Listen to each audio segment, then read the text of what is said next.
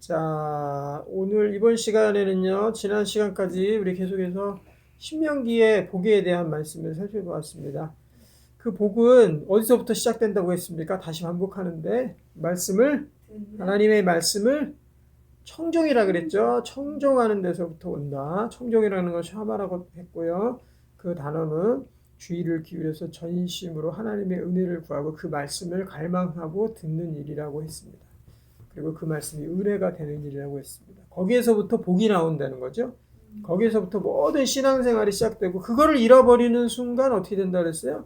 예, 저주가 임한다.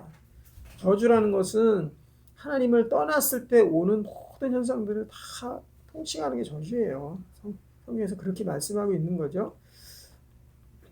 자, 근데 저는요, 이 신명기 전반에 27장, 28장, 뭐 30장, 또 그전에도 6장, 5장 할 것 없이 계속해서 반복되는 말씀이 하나님 말씀에 청종해라.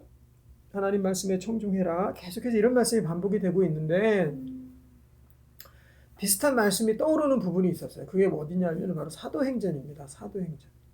사도행전에서 하나님의 말씀이 계속해서 흥황했다. 하나님의 말씀이 왕성했다. 하나님의 말씀이 흥했다. 하나님의 말씀이 부흥했다. 그래서 결과적으로 나타나는 것이 오늘 7절에도 보면은 뭐라고 되어 있죠? 하나님 말씀이 점점 왕성하여 예루살렘에 있는 제자의 수가 더 심히 많아지고 허다한 제사장의 무리도 이 도에 복종하니라. 제자뿐만 아니라 제자 삼음이 있었고 전도가 됐고요. 그리고 제사장의 무리도 그러니까 종교 지도자들까지도 다 돌아오는 이 도에 이 하나님의 복음에 복종하는 일들이 있게 되었다는 거죠. 그러니까 이거는 하나님의 말씀 가운데 집중하고 그것이 들려지도록 하고 듣는 일들을 통해서 정말 하나님의 부흥의 역사들이 일어났다는 거죠. 그럼 구약에서는 신명기에서는 하나님 말씀에 집중하니까 어떤 일이 일어났습니까? 복이 일어났죠. 복이. 민족의 복이 있었습니다. 그래서 모든 민족 위에 뛰어난 민족이 되는 것. 우리나라가 그 실예죠. 우리나라와 같이 그런 일들이 있었습니다. 그런 복이 하나님의 복이 임한다는 거죠. 그럼 신약에서는 하나님의 말씀이 집중해서 이 말씀이 점점 왕성했다라는 건 뭐예요? 우리 사도들로부터 제자들로 이르기까지 또 전도에 이르기까지 하나님의 말씀이 왕성하게 일어났다는 거죠. 그러니까 어떤 일이 있었어요? 제자의 수가 많아지고 제사장도 이 도에 복종하는 일이 있었다.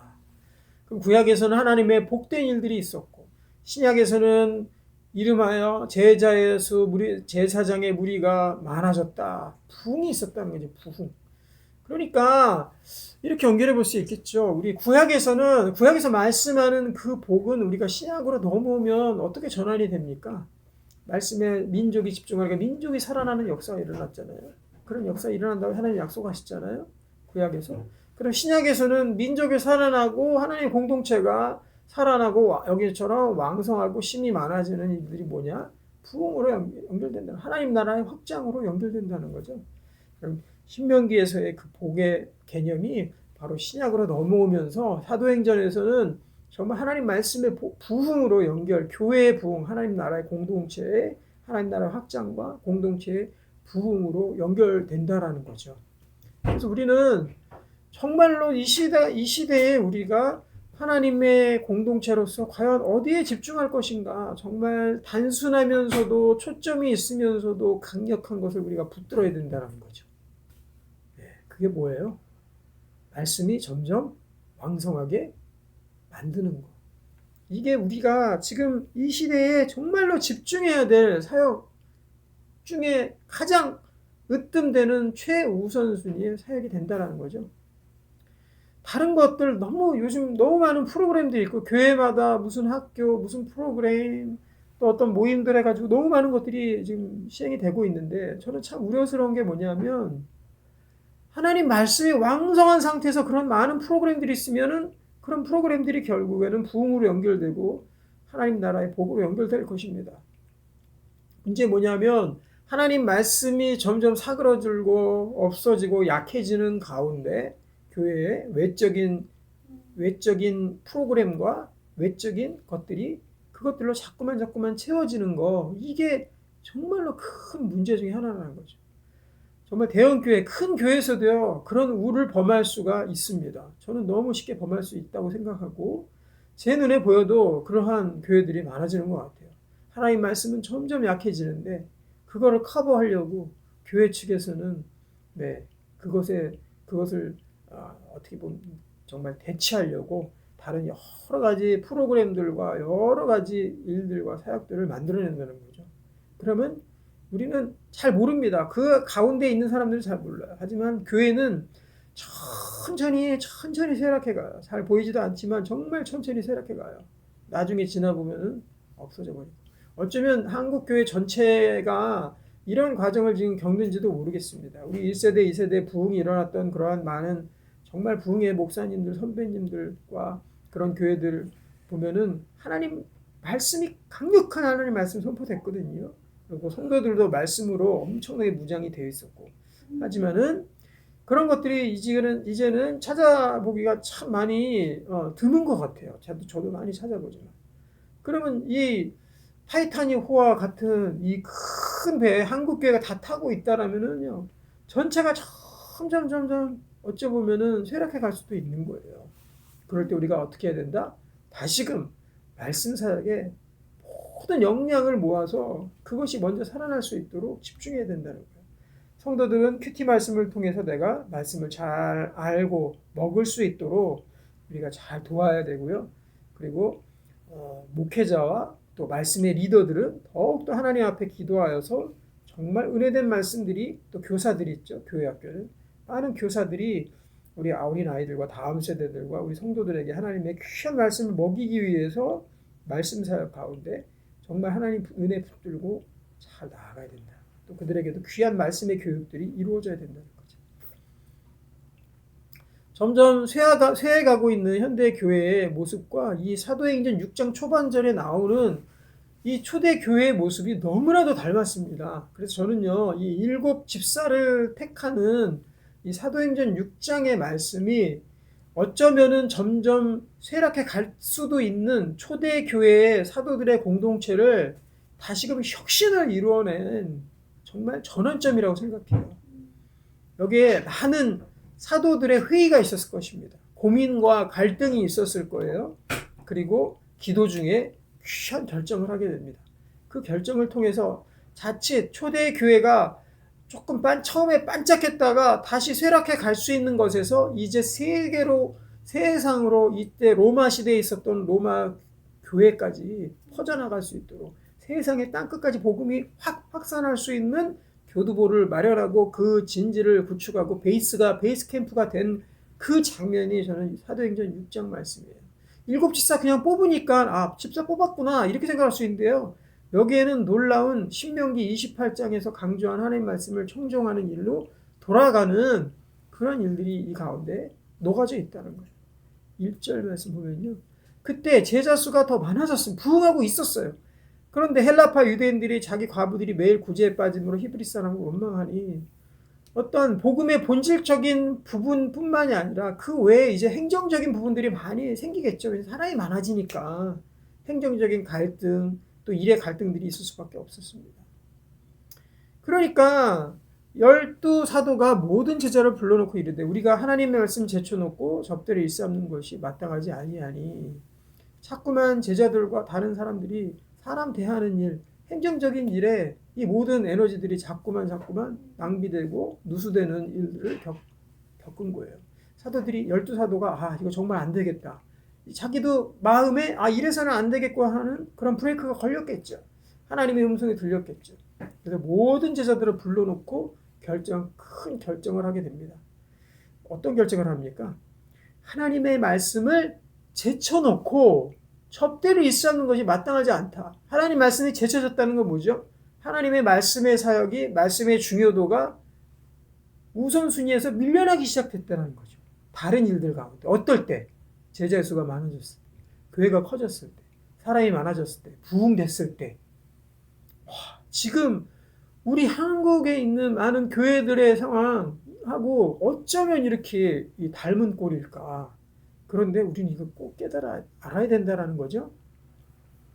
말씀이 절대로 후순위로 가지 않도록, 말씀의 사역이 후순위로 가지 아니하도록 우리 12사도가 교회 지도자들이 정말 모든 제자들을 불러놓고 모든 리더들을 불러놓고 모든 직분자들을 불러놓고 정말로 큰 결정을 할 때가 지금 우리의 때다라는 거죠.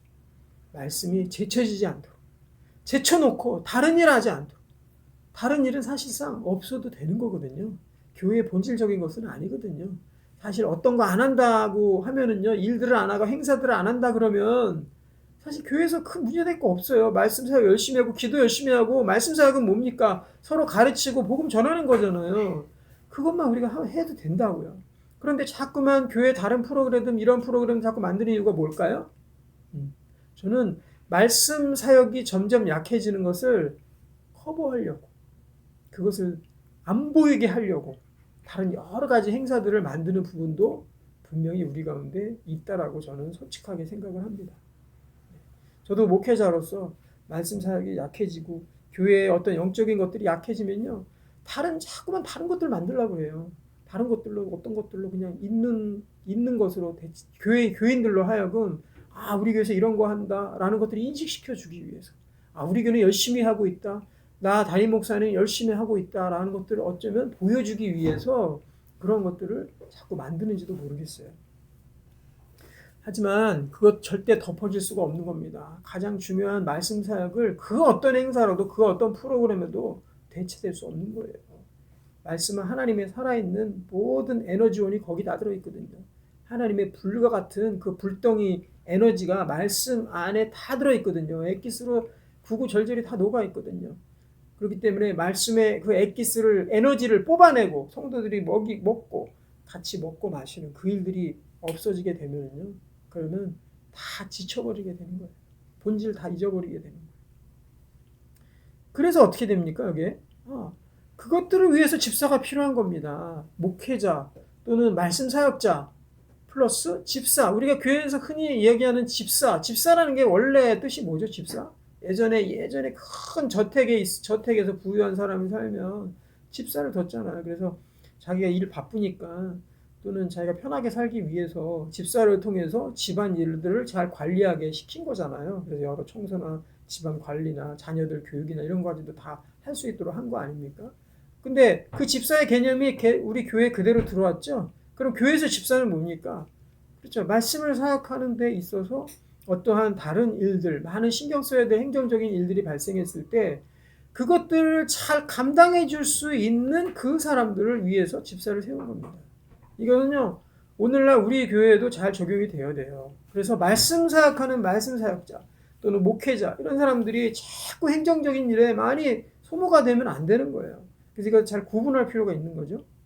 그래서 3절에 뭐라? 형제들아, 너희 가운데 성령과 지혜가 충만하여 칭찬받는 사람 7을 택하라. 우리가 이 일을 그들에게 맡기고, 이 4절이 중요하겠죠. 시작. 우리는 오로지 기도하는 일과 말씀 사역에 힘쓰리라 하니.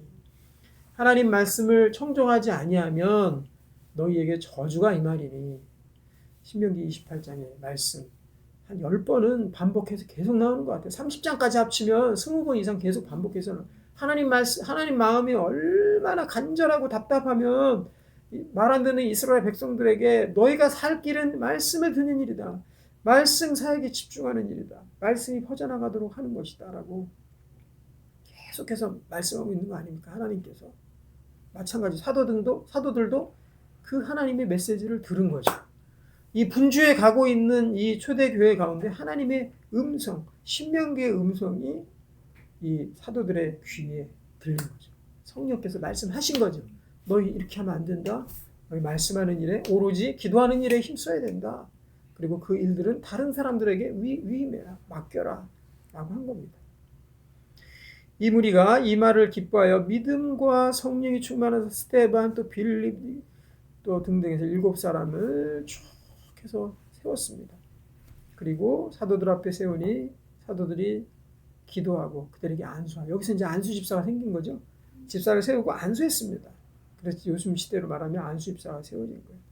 그래서 안수 집사가 뭐 교회 오래 다니고 또 교회에서 짬밥 쳐가지고 이렇게 하는 게 아니고요. 하나님의 그 위임을 받은 사람이에요. 안수를 받은 목사랑 똑같은 거예요. 목사도 목사 세울 때 어떻게 합니까? 안수를 통해서 세우잖아요. 장로도 안수를 통해서 세우잖아요. 그리고 안수 집사님도 안수를 통해서 세우거든요. 그러니까 안수를 통해서 세워진 그 직분자들은요, 이게 하나님의 정말 큰 이 위임이 있는 거예요. 거기에 하나님의 권위가 그 직분 안에 세워져 있는 거죠. 그러니까 그들 앞에서 모든 사람이 이 일을 기쁘게 여겼다. 그들이 동감했다. 이거죠. 그러니까 이 영적 지도자, 말씀의 지도자 역할이 얼마나 중요한 겁니까? 그러니까 다시 이것이 브레이크 걸릴 뻔했던 초대교회의 부흥이 다시금 더 이전보다 더 왕성하게 나갔다는 거예요. 7절을 다시 한번 보면요. 하나님의 말씀이 점점 왕성하여 예루살렘에 있는 제자의 수가 심히 많아지고 허다한 제사장의 무리까지도 가게 되었다라고 이렇게 이제 말씀하고 있는 거죠. 이 사도행전에 보면요, 이것도 신명기의 말씀처럼 말씀이 흥하여졌다, 말씀이 왕성해졌다, 말씀이 부흥했다라는 그 말씀이 반복해서 나옵니다. 사도행전 12장 24절에 보면은 하나님의 말씀은 흥왕하여 가더라, 이런 말씀이 있고요. 곳곳에서 구석구석에서 그 중요한 터닝 포인트마다 이 말씀이 나와요. 사도행전 19장 20절에도 이와 같이 주의 말씀이 힘이 있어 흥왕하여 세력을 얻으니라, 이렇게 되어 있거든요. 말씀이 힘이 있게 됐다, 흥왕하게 됐다. 그러니까 우리가 다른 거 할 필요 없고요. 정말 우리 교회가 다른 것들에 계속 치중하고 있다면, 다른 것들에 분주하고 있다면요, 다시금 정신을 차리고 정말 하나님 말씀 가운데 잘 증거할 수 있도록, 목회자는 잘 증거할 수 있도록 최선의 목숨을 다해야 되고요. 성도들은 그 말씀의 맛을 알아서 볼 때마다 하나님 말씀이 정말 이 목마른 사슴과 같은 그러한 심령으로 아기가 젖을 바라는 아기처럼 그렇게 하나님 말씀 가운데 간절함으로 나와야 되는 거죠. 그 둘이 있었을 때 그때 영적 부흥이 일어났고, 그 영적 부흥은 한 번도 예외가 없었습니다. 제가 봤을 때 예외 없어요. 부흥한 교회들 보면은요, 여지없이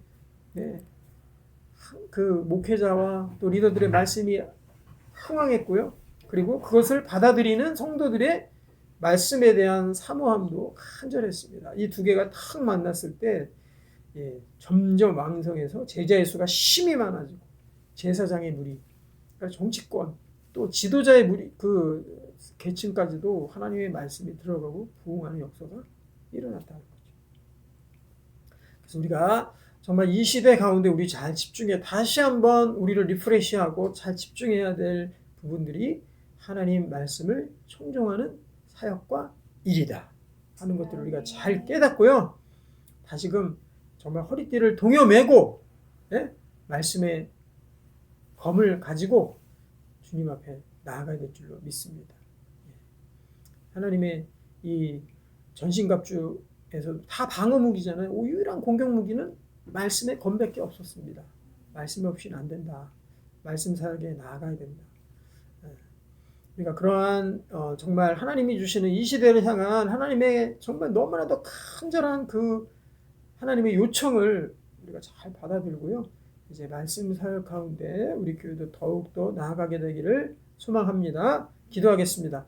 하나님 아버지 감사합니다. 우리 가운데 이 귀한 말씀 짜내면 짜낼수록 예수 그리스도의 피와 은혜가 쏟아지는, 성령의 능력이 쏟아지는 이 하나님의 말씀 가운데 늘 거하게 도와주시고, 우리 교회도, 우리 공동체도, 우리의 선교회도 정말로 하나님 아버지 예배 가운데, 기도회 가운데 늘 하나님의 은혜의 말씀들이 넘쳐날 수 있도록, 이것이 하나님 우리 한국교회 귀한 영향력으로 세워지도록, 또 제자의 수와 제사장의 무리도 더욱더욱 많아질 수 있도록, 흥왕할 수 있도록 주께서 역사해 주시옵소서. 예수님의 이름으로 기도하옵나이다. 아멘.